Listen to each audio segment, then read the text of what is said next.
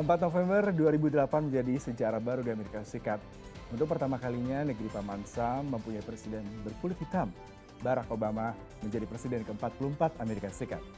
Gaung kemenangan Obama dirasakan hingga ke pelosok dunia. Pria keturunan Afrika Amerika itu yakini mampu membawa perubahan signifikan di negara adidaya. Tentu banyak cerita menarik di balik perjalanan menuju Gedung Putih. Di studio sudah ada bersama saya David Plouffe, manajer kampanye Barack Obama. Saya Yudi Yudawan, Anda menyaksikan special interview.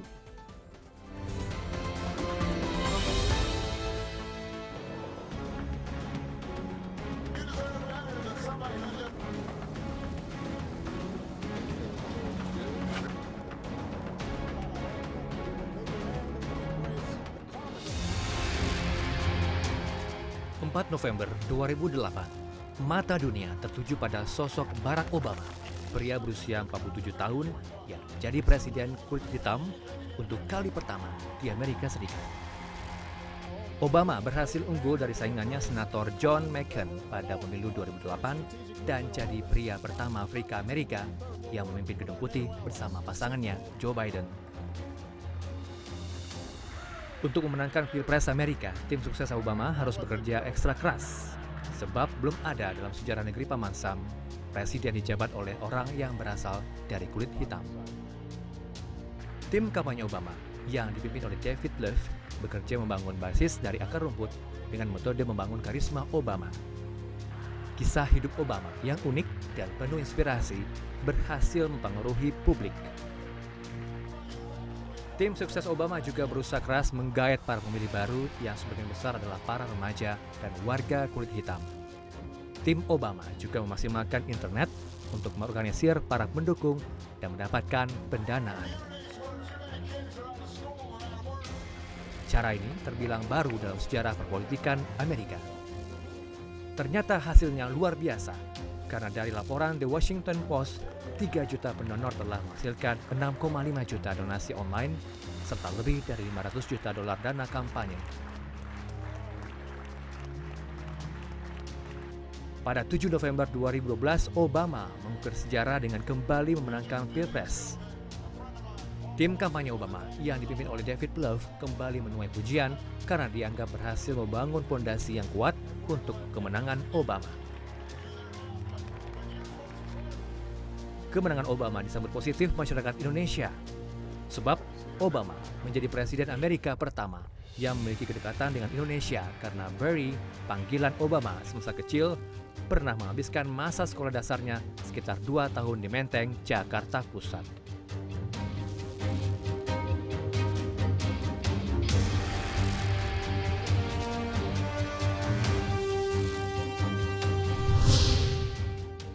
David, thank you for having us here, and then this is so really excited having you in studio here in Indonesia.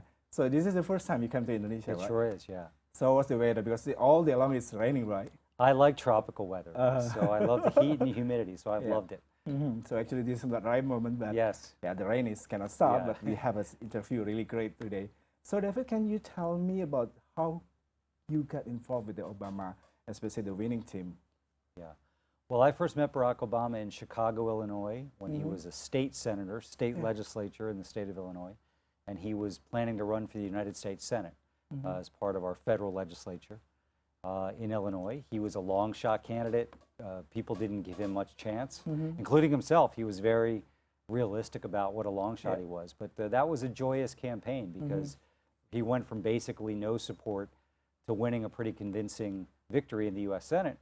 And then, you know, he became kind of a political superstar overnight. And so even though he was a rookie senator, you know, people started talking about running for president. And he didn't take it seriously until about 2 years into the time there. And he finally said, okay, let's have a meeting to talk about, you know, running for president, which, you know, seemed crazy at the time. What you said, it seemed crazy. Well, you know, so at that point, Hillary Clinton was going to run for president, and she was so strong back then. And Obama, very, you know, he was a rookie senator, very young, didn't have any national political organization. And so, but his view was, you don't choose the timing sort of chooses you. And he realized if he didn't run then, if he ran 6 years later or 8 years later, you know, he'd be a creature of Washington, D.C. He'd be an establishment figure instead of an outsider insurgent. And this was during, you know, the Iraq War period. George Bush's presidency was really not popular at that time. Republicans, we have a two-party system largely in the U.S. And so the Republicans had held the White House for a very long time. So I think his sense was that the country needed change, but also that the Democratic Party needed change, kind of a breath of fresh air. And so we set out on a very unlikely journey to try and, you know, secure the presidency of the United States. This really, I mean, like, you've been like, I read this book, right? And then the book is, you say that you even talked with him. I mean, like, according to intellectuality, he really have that one. But the gene and also the background as a politic, he doesn't have that one. Right. So how can you convince yourself that Obama gonna be running and winning having the victory? Well, didn't convince myself, and this is one of the strengths. Nobody that was part of that effort in the beginning thought he was likely to win. So everyone was there as a missionary because they believed in him and the campaign, not as a mercenary because they thought he was going to win, and so they were positioning for what that meant. It was a very pure effort in that regard.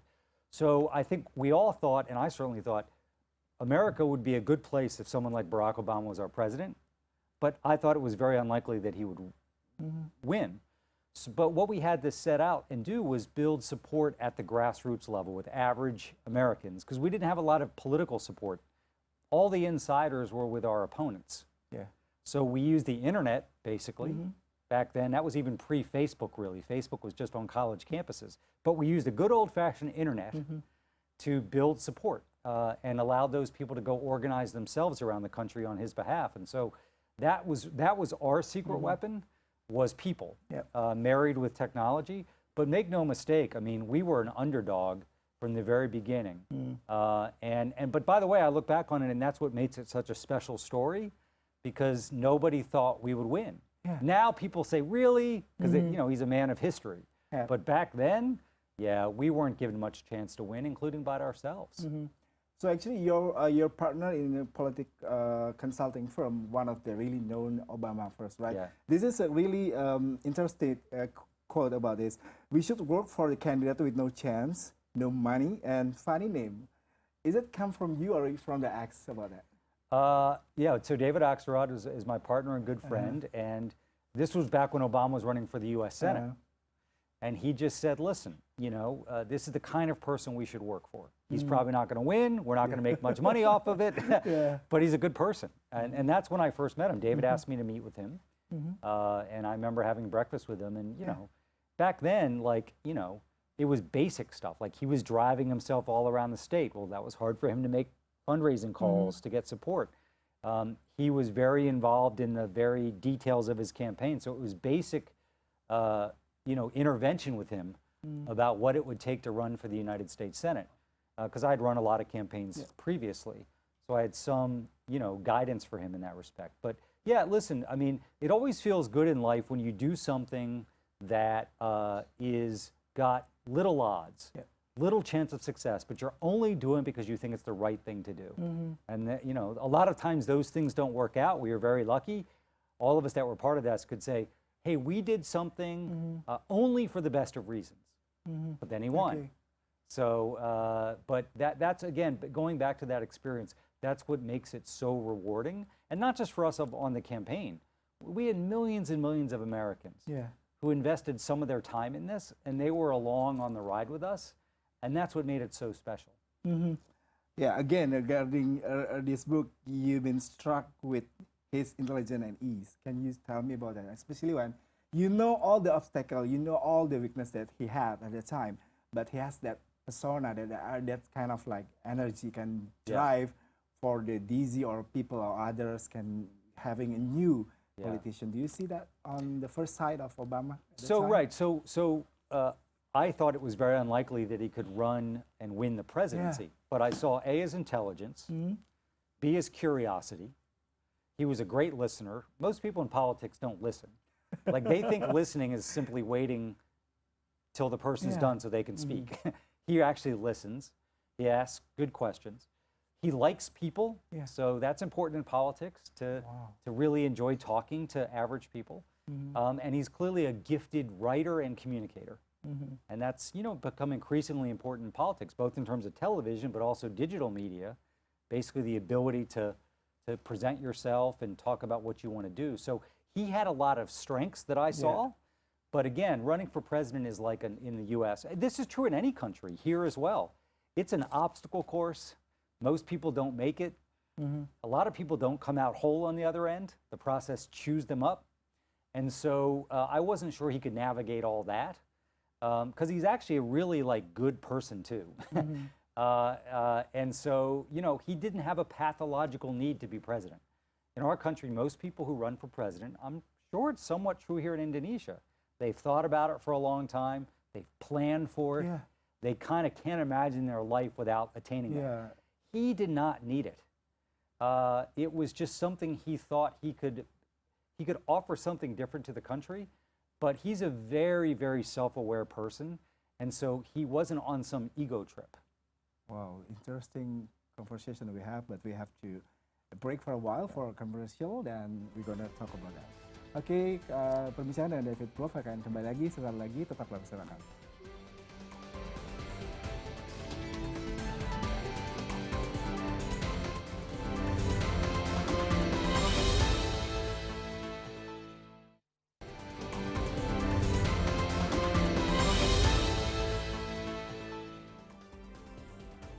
Anda kembali bersama saya Yudi Yudawan dan David Plouffe, seorang senior manager dari tim kemenangan Obama. David, this is going to be something tight conversation to discuss about the social media. You had said before that Obama and also your team using the Facebook as a platform to gather brand Obama himself and also to raise some money. And how can you use that platform at that time? Right. Well, in his first campaign in 2008, Facebook was still on college campuses. So it was not a big part of our 2008 campaign. In 2008, we used the internet and email. His re-election in 2012, by that time, Facebook had become really the dominant platform for people to communicate. So Facebook was a really important part of our strategy in 2012. I think, if anything, we were a Facebook first campaign. YouTube was important as well, but then, less so in 08. By 12, it was huge. Twitter is not really something the average voter uses, but it's used by reporters and sort of the political elite. So it's an important filter, was then, is now, but it's not as big as Facebook. And now of course, politics today, the dominant platforms are TikTok, Instagram. Facebook, still a lot of people are on there, even though the usage isn't what it was. And so if you're trying to seek any office, local office or president of whatever the country is, I think you have to have a social media first campaign. It doesn't mean that television's not important or interviews with newspaper journalists aren't important. But you've got to think about social media first, which means, crisp language, interesting content that people will share. Hopefully, people create content on their own. That's the great thing about all the smartphones we have in our pocket. People can look in that device for 10 seconds and create content that people find interesting. And so I think you want to have a campaign that really embraces that. But yeah, it's fascinating for us because in 08 it was the website. By 12 it was Facebook. And now, TikTok does not allow political advertising, but obviously in most countries TikTok has grown enormously. And so it's how so many people get their information and share information. And so I think candidates have to have a TikTok strategy, even if they can't advertise like they can on Instagram or Facebook or YouTube. They can, be on the platform and use it to reach. Now it's just not young voters; it's everybody. So another advantage and disadvantage is having a platform in social media, but we also having a problem about the hoaxes as well, right? How can your winning team and also yourself giving any opinion how to overcome the hoaxes, especially when we talk about tweet war or the statement war between or among with the candidate as well? Well, social media can be a toxic stew. And so there's a lot of disinformation, there's a lot of bots, and a lot of candidates are just trying to appeal to their own supporters, like, they're shouting to each other in a small room. But I think smart candidates and smart campaigns use social media like they do the rest of their campaign to reach people. People who aren't sure how they're going to vote, people who maybe aren't sure if they're going to vote. But there's no doubt every campaign is out there having to correct lies, disinformation, I think deep fakes are going to become even a bigger part of our society and politics. So there is this defensive posture you have to be in. But that doesn't mean you don't find ways to use those platforms, because they're a great way to reach people. I mean, it's the, you know, you can literally press a button and reach most of your country, no matter the country. And so it's very, very powerful. But, you know, there's a lot of toxicity there that I think is a challenge for anyone. I think particularly Obama. So you think about Obama, you know, hope was a pretty important word to him. And people were cynical about that back then. Now, I think it'd even be harder, because there's so much cynicism, so much negativity. But I think you have to find a way to fight through that and try and inspire people. I think social media is not simply to run down your opponent. It's to try and lift up yourself and what you're standing for, and try and inspire people. And we still see that. Well, a bit talking about a black campaign, also negativity from the social media. How can you giving any statement about the black campaign regarding about people can attacking other candidates and using negativity as well in the other hand? So sometimes we cannot make any differences between two of it, right? Right. Well, listen, politics is a tough business. You're fighting for the direction of your country. You know, and so people feel strongly about that. So it's okay to criticize your opponent's position. Maybe they've had corruption or ethics issues. I think all that's fair game. You know, here's my education plan, and my opponent's I don't think is the right thing to do. That's fair. I think when it gets into untrue allegations, you know, things that are just demonstrably false, and again, there's a whole machine around that to kind of confuse people, dispirit people. We have in America, you know, a lot of efforts sometimes to confuse people about where to vote, how to vote, particularly minority voters, really awful things. So I think, you know, if you're a candidate and campaign, you know, it's okay to criticize your opponent. It's okay to have tough conversations about where you think they're wrong. But I think a campaign has to be built on, yes, of course it's a contrast. Here's what I want to do. Here's what my opponent would do. Here's why I think I'm better for you and your family, right? But you also have to inspire people and talk to them about, here's what I'm going to do. Here's who I'm going to fight for. Here's how your life's going to be better. You know, some of that can be in reference to your opponent, but some of it can just be your own foundation about what you're going to want to do. But you know, politics today is challenging, I think, because you do have all these social media platforms. You still have the internet, and it's basically the Wild West. You know, it's just crazy out there. And listen, campaigns like businesses, like media organizations, have sophisticated tools to measure the conversations happening on social media, you know, which ones are positive, which ones are negative, which ones are true, which ones are untrue.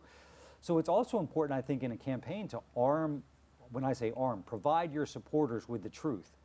So if they get an email or see something on Facebook that's just not true about their candidate, they feel empowered to say, that's a lie. Here's the truth. So that's not really fair in a way to ask people to do that, but that's the world we're living in. Back then, when you say before in 2008, Facebook was like really reliable with the young. So you see that the young voter, especially the first voter, still reliable with the social media, especially when we're talking about they were not yet giving any decided. So is it possible for you using the social media as well to make them, convince them to vote? Well, you have to. I mean, it's not just social media, but that's where so many young people are spending basically all their time in terms of getting information and sharing information. So again, if you want to reach young people, you have to think social media first. Now, there's other things. You know, some politicians do a good job of trying to reach gamers in the gaming community. Lots of politicians go to colleges and have conversations with young people or young workers and capture that and put it on YouTube. So it's not just, you know, your content on social media. It's got to be a holistic strategy, but you have to understand the way people live their lives, right? In politics, you have to reach people where they are, not where you wish they were. Okay. And you've got to say, so if a young person is spending almost all their time on TikTok in terms of getting information, you have to have a strategy to reach them. Maybe they're on Instagram. Maybe they spend a lot of time gaming. You know, maybe you know, in the Obama campaigns, we tried to get volunteers to go out to bars and nightclubs and register voters because you wanted to go where the young people were. Especially in the upcoming election in Indonesia. So we're going to talk about it Yeah. a bit after conversation, after the home break. I mean, like, okay. Perbincangan dengan David Plouffe akan kembali lagi setelah jeda berikut. Tetaplah bersama kami.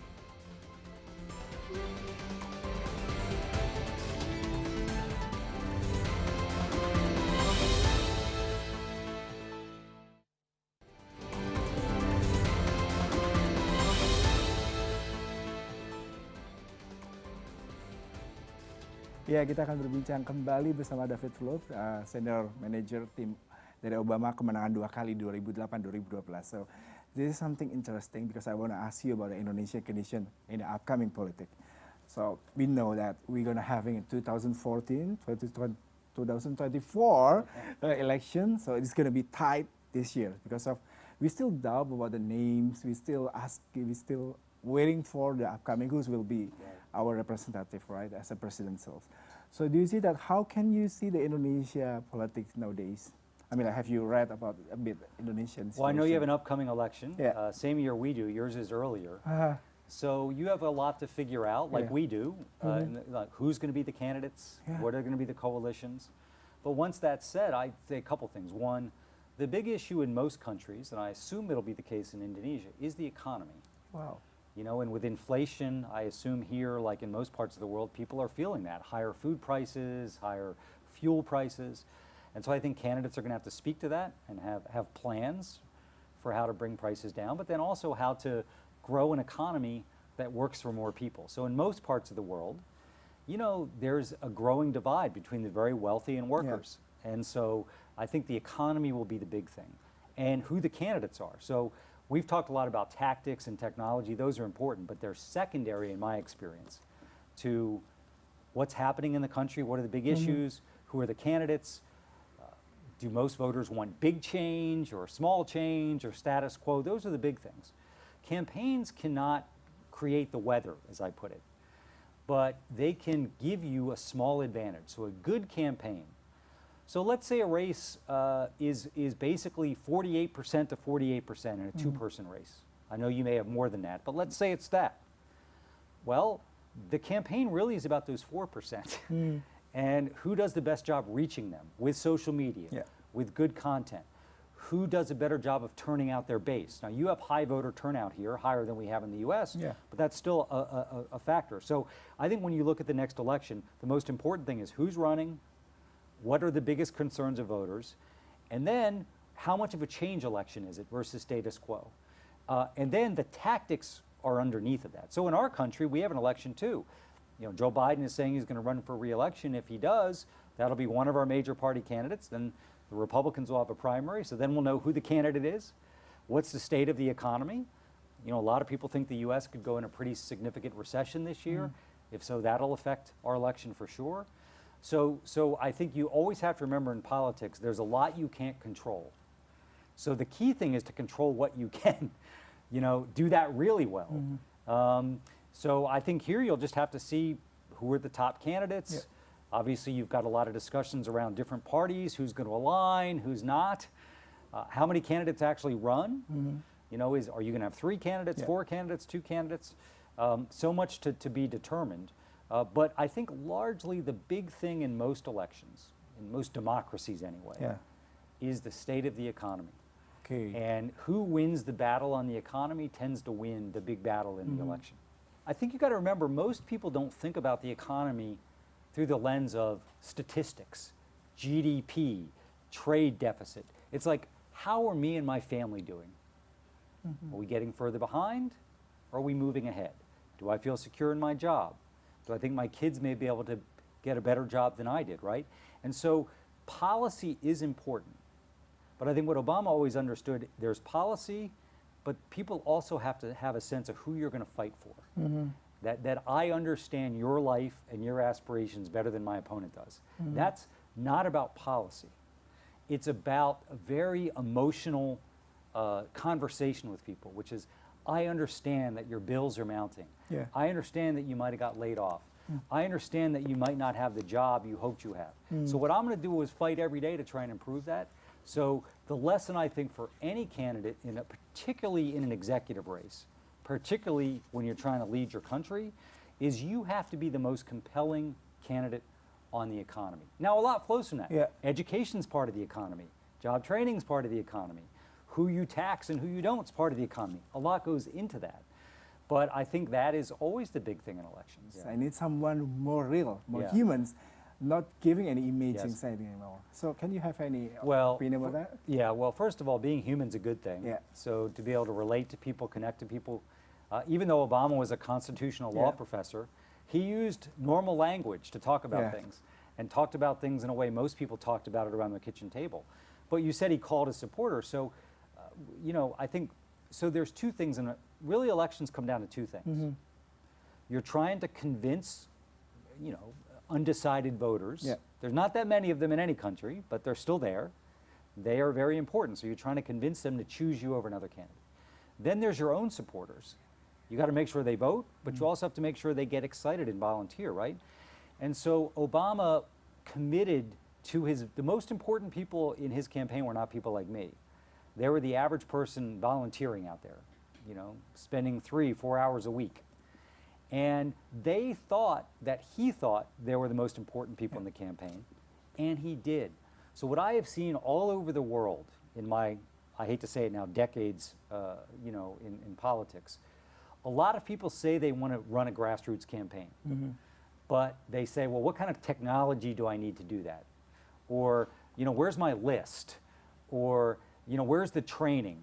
All that's important, but it's worthless if you, to your point, don't inspire people, don't capture their imagination. You know, for people to say, I want to help this person because I want to go on the journey with them. I believe in them. And they think I'm important to the effort. Okay. You know, and so there's some really important lessons there. I have probably talked to dozens and dozens of people through the years since the Obama campaigns who say they want to run a grassroots campaign, but they don't really mean it. Like, it's got to be in your DNA. Well, this is the last statement from you about the politics, especially in Indonesia. So for the upcoming election, the politicians are supposed to be having their own identity and signature. Do you have any opinion and suggestion how they can winning the heart of the people, especially the voters? Well, my one advice is you've got to be yourself. So whoever the candidate is, you know, in athletics, sometimes we say, don't play tight, play loose. You got to be you. You know, maybe you're funny, maybe you're not. Maybe you're a good speech maker, maybe you're not. You got to be you. But use language people can relate to, and understand where people are coming from. So I hope that inflation gets better everywhere by this time next year. But, you know, high prices are going to be with us for a while. So rather than tell people everything's okay, you've got to say, yeah, I understand you're struggling. It's hard. You know, food's more expensive, fuel's more expensive. But basically, also elections are about the future. So you've got to paint a vision for where you think Indonesia can go. And not just the country, the people in it, right? Because Indonesia, just like anywhere else, has a lot of people who don't feel like they are economically secure. So I think the main mission would be to convince people, you're not going to solve everything, but you're going to make some progress. And more than anything, every decision you're going to make it with thought of the next generation, the small business owner, the person running a food cart, a teacher. You know, it's basically economies all around the world are really working super well for the wealthy, not so much for workers. And I think that is anybody running for president. The other thing I think is autocracy is on the rise all over the world. We see protests in Mexico City today. We see problems with elections in Nigeria. We see issues in Israel. Certainly my country has had issues around protecting our democracy. So Indonesia's got a strong democracy. So I think it's important for candidates to pledge how important that is to continue the democratic history and future of Indonesia. Wow, such a great statement closing from you. It's hopefully giving enlightenment, especially not only for the candidate who will running for the upcoming election, for also us, me as a voter, can using our logic and also emotion wisely to vote and to give our voting to someone that really deserves for our upcoming president. Thank you for having us. It's a real pleasure. Really enjoy having you. Sorry, we only have 30 minutes, so I guess we cannot. We got a lot in. That's good. That's a good time for us to learn a lot from you. Thank you for having you. Thank you. Ya, itu tadi perbincangan kita bersama David Plouffe. Perbincangan ini diharapkan bisa memberi banyak masukan, tidak hanya sekedar memberikan wacana terhadap para politik, dalam dunia politik, politician baru, ataupun siapapun, termasuk saya dan Anda yang nanti akan memilih siapapun kandidat yang akan ikut berkompetisi pada pemilihan presiden maupun anggota dewan pada 2024 mendatang. Saya Yudi Yudawan, terima kasih dan sampai jumpa. Thank you.